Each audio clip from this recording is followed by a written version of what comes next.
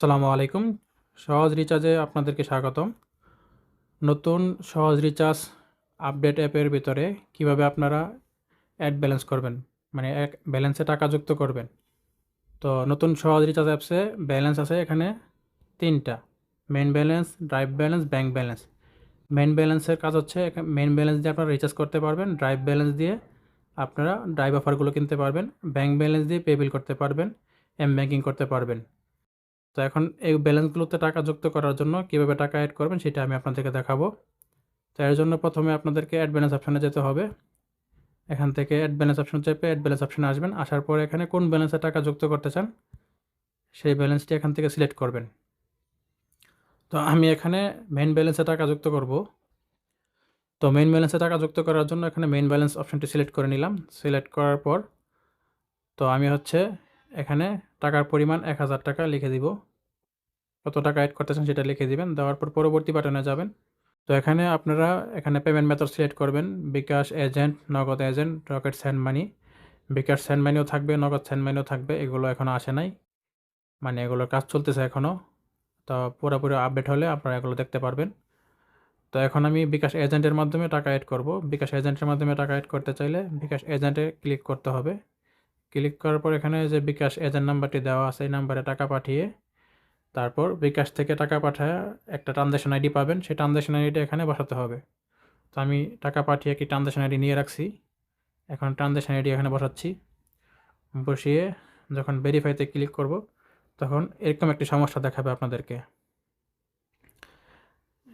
এখানে লেখা আছে যে সেন্ডার নাম্বার অনুমতিপ্রাপ্ত নয়। তো আপনাদের কি করতে হবে, এর জন্য আগে টাকা পাঠানোর আগে বা যখন টাকা পাঠাবেন তখন যদি এরকম সমস্যা দেখেন তখন আপনারা এখান থেকে প্রোফাইলে যাবেন। প্রোফাইলে এসে এখান থেকে যে ৩ নম্বর অপশনটি দেখতে পাচ্ছেন এখানে অ্যাড মানি নাম্বার, এই অ্যাড মানি নাম্বারের উপরে ক্লিক করবেন। করার পর এখানে আপনারা কোন কোন নাম্বার থেকে টাকা পাঠাতে চান এখানে লেভেল অনুযায়ী ৪টা ৫টা পর্যন্ত নাম্বার অ্যাড করা যায়। তো সাব অ্যাডমিন লেভেলে ৫টা নাম্বার অ্যাড করা যাবে। তো এখানে আমি কোন নাম্বার থেকে টাকা পাঠাবো সেই নাম্বারটি যুক্ত করে দিব।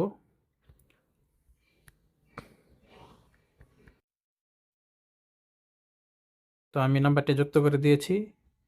তো আপনারা যে নাম্বার থেকে টাকা পাঠাবেন সেই নাম্বারগুলো এখানে যুক্ত করে রাখবেন। এখানে যে নাম্বারগুলো যুক্ত রাখবেন সেই নাম্বারগুলো থেকে সবসময় টাকা পাঠাতে হবে। অন্য নাম্বার থেকে টাকা পাঠালে অ্যাড হবে না।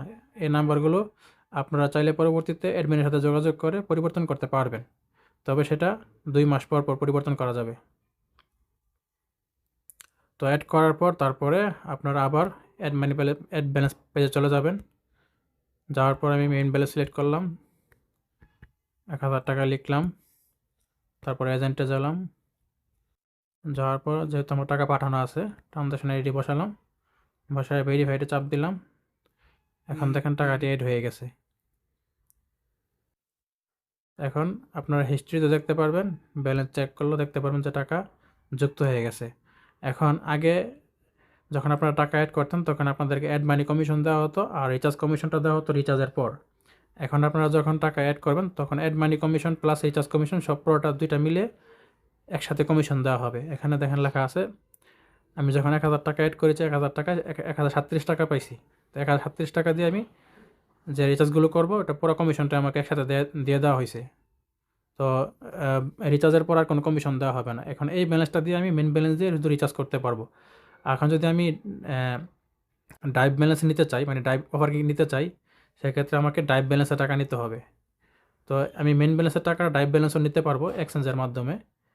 এখানে এই যে এক্সচেঞ্জ ব্যালেন্স আছে, এখানে এক্সচেঞ্জ ব্যালেন্সে যাই আমি মেইন ব্যালেন্স সিলেক্ট করবো, তারপরে ড্রাইভ ব্যালেন্সে যাব, যে এখানে যে কত টাকা নিতে চাই সেটা এখানে লিখলে পিন দিয়ে সাবমিট করলে চলে যাবে। এই যে আমার এখানে মেইন ব্যালেন্স থেকে ড্রাইভ ব্যালেন্সে টাকা চলে আসছে। ড্রাইভ ব্যালেন্স দিয়ে আমি লেনদেন করতে পারবো। তো সেক্ষেত্রে চার্জ কাটবে, আবার ড্রাইভ ব্যালেন্স থেকে মেইন ব্যালেন্সে গেলে কমিশন পাবেন।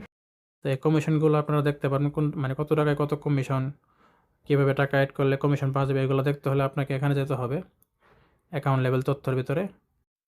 অ্যাকাউন্ট লেভেল তথ্যের ভিতরে গেলে এখান থেকে এই যে এখানে যখন মেনুতে যাবেন, মেনুতে গিয়ে অ্যাকাউন্ট লেভেল তথ্য এখানে গিয়ে তারপর এখানে তালিকা দেওয়া আছে সাব অ্যাডমিন অ্যাকাউন্টে বিকাশ এজেন্টে কত টাকা কমিশন পাবেন কোন ব্যালেন্সে নিলে, নগদ এজেন্টে কত টাকা কমিশন পাবেন কোন ব্যালেন্সে নিলে। তো এরকমভাবে প্রত্যেকটা মেথড অনুযায়ী বিকাশ, রকেট, নগদ, সেন্ড মানি সব কিছু দেওয়া আছে। ব্যাংকের মাধ্যমে কত টাকা পাবেন দেওয়া আছে কমিশনগুলো।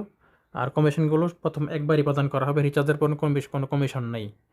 আর ব্যালেন্স এক্সচেঞ্জ করলে মানে এক ব্যালেন্স থেকে অন্য ব্যালেন্সে নিলে কত টাকা কাটবে, কত টাকা যুক্ত হবে সেটা এখানে দেওয়া আছে। এখানে সবগুলো পরে নেবেন লেভেল অনুযায়ী, যার যার লেভেল অনুযায়ী কমিশনগুলো পাবেন, চার্জগুলো কাটবে।